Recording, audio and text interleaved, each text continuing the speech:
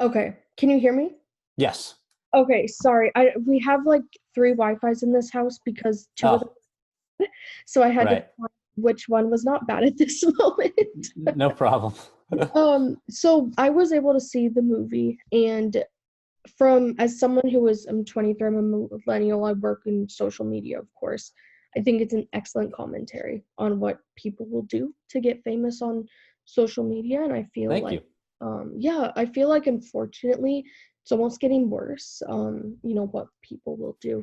So do you remember a specific situation where you first identified, well, people just will do whatever it takes, or was it more random, I guess you could say? It was just seeing the world of that. I had made a movie called Be Somebody with a young influencer named Matt Espinoza. I And knew I recognized you from something. That's yeah, what it is. so Okay. I directed that. And that experience with Matt was sort of my first window into the life of an influencer. Cause like, frankly, I had no idea who he was before I came onto the movie. I knew who he was and every other teenage girl. Yeah, and so that was that was really interesting to know that, oh, there's millions of people that are like following this guy and I've never heard of him, right? um and I remember we were at the premiere, and all of a sudden all these people started screaming, and this person comes around, and my wife and I are standing there, we're like, who is that? Like, we don't even know who that person is. Turns out it was Lele Pons. Oh, but yes, the but queen it of was like we didn't know, and this sort of what was interesting with Matt was seeing the world that he lived in, as a result of having so many followers. And so I was just, what was interesting to me was, I'd come through with a lot of these different experiences, and I had started looking I want to do a heist movie, and I started doing research, and I came upon Bonnie and Clyde, of course. um, and it struck me because I was like, one, I love female driven films. I tend to do a lot of female driven stuff. And so I was interested in doing something female driven, bank robbery, heist, whatever. And with Bonnie and Clyde, it was really interesting because with Bonnie and Clyde, they were, the myth of Bonnie and Clyde was largely built up by the media to sell newspapers. hmm And I started saying, well, what is the modern day version of that? How does that exist now? And the answer was social media. And so I felt like I was really interested in this intersection of social media fame and its quest for likes and follows, with crime. And the funny thing about it is, crime and sort of the outlaws is such a uniquely American thing, especially the celebrity nature of those people, like the way that Good John point. Dillinger was able to rob banks and be a celebrity. And so it's a uniquely American thing for that experience. And I felt like the sort of combination of those two was somewhat of an inevitable um, thing, you know, Yes. um, that we're not that far from it. In fact, it's kind of already happened, with Yeah. some influencers have been arrested and things like that. And so I thought, well, that's a really interesting way to go. The framework of a couple on the run, not doing it for money, not doing it for survival, but doing it for fame, hmm was utterly ridiculous. And at the Except same it's not. time, not that ridiculous. Yeah. And so I was excited by the idea of taking something like that and really making a satire of the whole thing, um, and exploring the sort of first person psychological experience of somebody that was going through that, in the character of Ariel. So all those things kind of combined to come together in a way that I said, oh, this might be a really exciting way of doing this. Um, let's dive in and tell the story. Yes. Yeah. And I think it was told in a very authentic way because you kind of, one minute you hate them, one minute you don't. Yeah. And I think that's, with the whole idea of cancel culture, for example, influencers will do something bad, controversial, they're canceled. And then the next day they do something great on social media and they're Right. uncanceled. It's almost this weird cyclical thing. Yeah, So, well, and to that effect, the interesting thing about social media is that it's not a qualitative experience. mm-mm. It's quantitative. Like, all that matters is that number. So if 80 million people are following you and half of them are fake accounts, doesn't matter. And if the remaining half of those are hate following you because they hate you, it doesn't matter.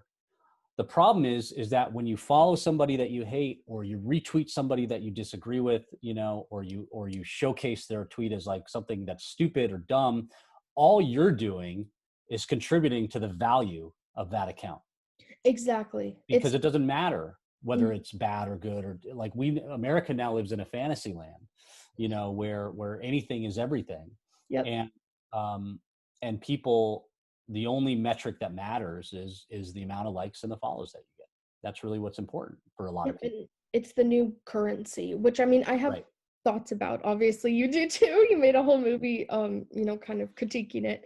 Yeah. Um, and I also know the movie, that's the main focus, but you also were able to incorporate a lot of other things that the audience that is going to most likely view this film also struggles with. There's a lot of family issues, addiction, whatnot. So what was did you originally want to make the film and focus solely on social media, or if not, what kind of drove you to be like, I can find a way to also incorporate a bunch of other things that people will find relatable? Well, I think that so much of that stems out of social media, Mhm. right? So much of that creates a drive towards social media, because it's a drive towards acceptance. You know, One of the things that's very weird about social media fame is that, it's not like you're a musician and you go to a concert and there's tens of thousands of people that show up, and they're cheering your name. That you can have millions of followers and be in your bedroom alone, Yes. and it's such a one-sided experience, Mhm. and then for the audience's side, it's such a one-on-one experience. Yeah. When you're That's that. retweeted or they like your comment, it's like your day's made. Right, right. And yet it also, as an audience member, it feels like a one-on-one experience. You're Mhm. not you're not in a crowd with tens of thousands of other people. It's just you. And just for example, Bella talking to the camera, but then it feels like she's talking to you, you Yeah. know? And so, obviously you want to create depth, and as much as this movie was intended to be fairly satirical and batshit crazy and ridiculous, you do want some depth there, Of course. and you start to go, well, who's somebody that would chase the validation of social media fame, or of fame in general, and desire that, and desire something to get out. And it's somebody that was probably coming from a place of, like, struggle of, parents who are not around or not paying attention, Mhm. friends who are not supportive, I mean, Oh, like, sorry, that's people. my dog. Oh my Oh, god. it's okay. Don't worry about it. My dog's hanging out next to me. Um, Bert! Okay, sorry. but, and so you got to cover that stuff. And I think that in Ariel's case, there is a real delusion that Mhm. occurs, right? Because it's like you said, it's that cycle. It's like fueled by support, or by anger, or by somebody hating you, and I'm going to prove them wrong, or this person loves me, so I'm going to prove them right, you Yep. know. And so I think that naturally you kind of get to a place of wanting to create, something different. And then, like in Amber's character, you want to provide the counter to that. You want to provide the example of, like, the person that seeks it and can't get it, Mhm. or sees the value in it when there really isn't. And she doesn't value her own worth, and put in much value on her own self, which I think is happening to a lot of people. It is. I mean, to be completely transparent, it happened to me in high school because a lot of people would come up to me because, of course, I do these interviews and be like, "That's so cool," and I was like living for it. I'm like, "Oh my gosh, they've seen my YouTube or whatever," and I loved it. But then I realized if someone came up to me and wasn't talking about that, it was very. I was kind of shocked. Like, don't you want to talk about my YouTube? And Right. Yeah. it's conceited and it's not, but we're so used to getting this praise, you start to kind of believe the hype, and you Yeah. have to at some point remove yourself from it. Right. And you have to. Yeah, and that's very hard, It is. because in the social media world, it was easier when if you wrote a book, or you made a movie, or you were on a newscast, like, you never got that direct feedback. Like, you could avoid it if you didn't want to read reviews, or you didn't want to read this. Like, you could avoid whatever that feedback was, that negative feedback. Mhm. But so many people live their lives online now that, like, you can't help it. you know. No. And also the problem is I feel that so much of social media, you know, it thrives on negativity. You know, Oh, it totally. thrives on that negative response, and it brings out that negative response in a way that other forms don't. And so, you know, that's why even with this, it was like, you know, like with Bella or with Ariel, like in the sequences where she's getting that feedback in comments, you know, that came out of a discussion with Bella, where Bella was saying, this is what it's like. It's like Mhm. a full in your face, you know, experience, psychological experience of seeing those comments, whether they're positive or negative. It doesn't matter, but it's just like right there in your face. And that became an interesting way of sort of grounding, of presenting that psychologically to the audience rather than as purely information. Because if you Mhm. sort of structure it as a comment window underneath an Instagram post, it's static, it's not as interesting, it doesn't have the same impact as, oh, you're getting punched in the face, you know, by these people in their response to it. And it's hitting you and it's whipping through multiple ones and you almost don't have time to read the other thing. And it becomes very disorienting Yes. and uncomfortable, you know, Very. and I wanted to kind of see if I could make the audience feel uncomfortable in that way. Well, I You know? promise you did, at least for me. Okay. All right, good. Yes, and it's always weird when you're uncomfortable by movies because you're there to kind of not be, but then when you are, like, that is, in my opinion, like a sign of a very good director, writer. Right. So bravo to you. Thank you. Thank you Of very much. of course. Just to wrap up, because I know you have some other interviews coming up. Do you just want to give your own social media? I guess you should. You do it in a very healthy way, I would say. Yeah, I So, try. and then just movie release date, where to watch it. Yeah, you can follow me. I'm not on Twitter as much, but you can follow me on Twitter. It's at Joshua_Caldwell, Caldwell. I'm on Instagram more. So if you want to come for the movies and fly fishing pictures, it's at Joshua Caldwell Director, kind of all strung together. And the movie's out now. It's on every platform digitally that's where it's a transaction. So it's not on Netflix or Hulu or any of those streaming services. It probably will be in the future. That's sort of usually a second window thing. Mhm. But right now you can get on Amazon, iTunes, YouTube, Vudu, whatever, and you can rent or buy it.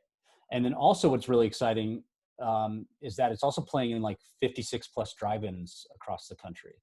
And I did so not know that. That's amazing. yeah, and so we ended up we weren't expecting to get a theatrical of any kind because of Yeah. coronavirus and all that kind of stuff. And yet at the very last minute, Vertical had the idea of, oh, let's see if we can put it out on drive-ins because there's been this huge resurgence. And Hmm. it feels like the perfect movie for a drive-in. Oh, totally. Um, and I actually got to go on Friday. My wife and I went to a drive-in near us and saw it on the big screen, which was Oh, really, really cool. wow. And so I think it's playing. Some drive-ins only were for the weekend. You know, they only operate 3 days a week. Others are operating all week long. So I think I think there's a list posted somewhere of the drive-ins. If you're in Ohio, it's probably on every drive-in in Ohio.